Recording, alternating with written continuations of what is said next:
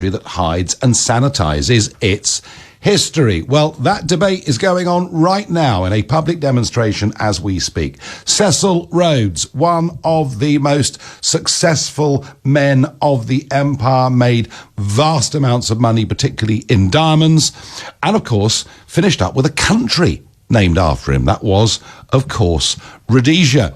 And he was, he left a lot of money to an Oxford college, Oriel College, and there is, at the entrance to Oriel College, a statue of Cecil Rhodes. There are Rhodes scholarships that are awarded. Bill Clinton indeed had one. So there is a protest going on there right now. We saw a campaign to remove that statue about 4 years ago. It wasn't successful, but they are trying again.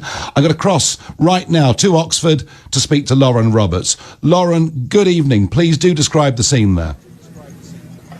Thanks, Nigel. Well, this statue of Cecil Rhodes towering above thousands of protesters filling the streets here in Oxford.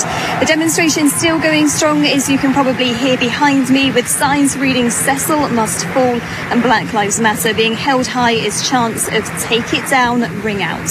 Organisers behind this evening's event say the statue dedicated to the imperialist evokes anti-blackness and represents racism. Those protesting telling me it's not about removing history, but making it. I've been speaking to some of the demonstrators. It's time it came down. Like this, you can't allow things like this anymore. It's just not okay. So we're here to protest it. We were students, so we just feel the need to do something about it. To be honest, it's the thought that there are students who are friends of ours, people who are part of our community, who have to know that the college is not willing to do anything about the fact that there is a statue like this up there.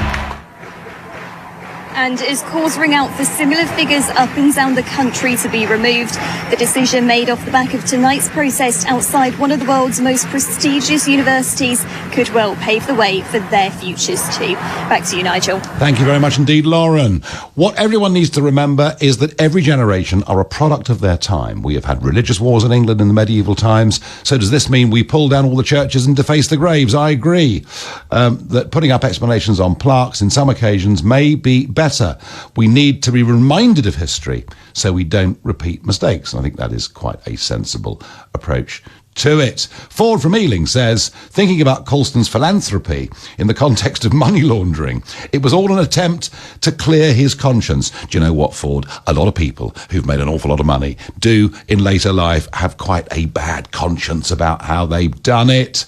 It's ironic, I get on Twitter, you mentioned rewriting history when the British Empire are probably the best rewriters of history, but I agree in not removing the statues. Instead, write the horrible truths about these men on their plinths. Well, part of the problem here is, we are judging people who lived in completely different times with different standards, just as in the years to come, we will be thought to be barbarians. We just will.